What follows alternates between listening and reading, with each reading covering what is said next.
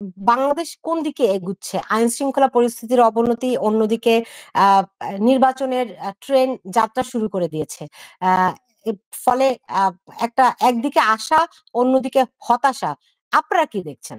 দ্রব্যমূল্যের ঊর্ধ্বগতি, বাজার একেবারেই সাধারণ মানুষের নাগালের বাইরে চলে গেছে, এক।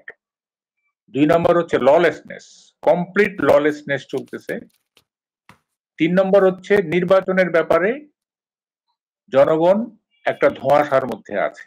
এই তিনটা জিনিস এখন মানুষের মাথার মধ্যে খেলছে। জনগণ যে চায়, নির্বাচন চায়, এইটা কিভাবে মাপা হবে?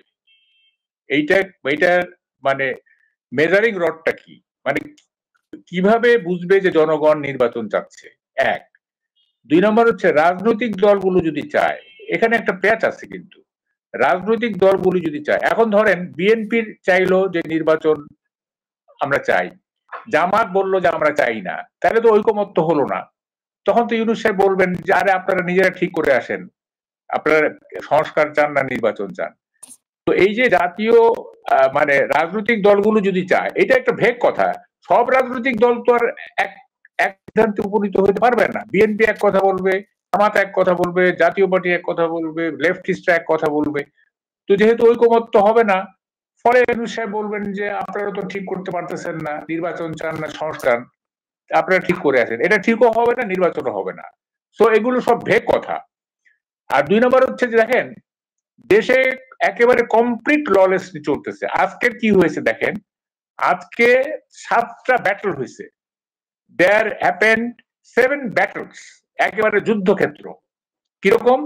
একটা হয়েছে ডক্টর মাহবুবুর রহমান মোল্লা কলেজ বনাম সরওয়ার্দী কলেজ, এটা একটা ব্যাটল। আরেকটা হয়েছে ন্যাশনাল হাসপাতাল বনাম ছাত্র, এটা একটা ব্যাটল ছিল।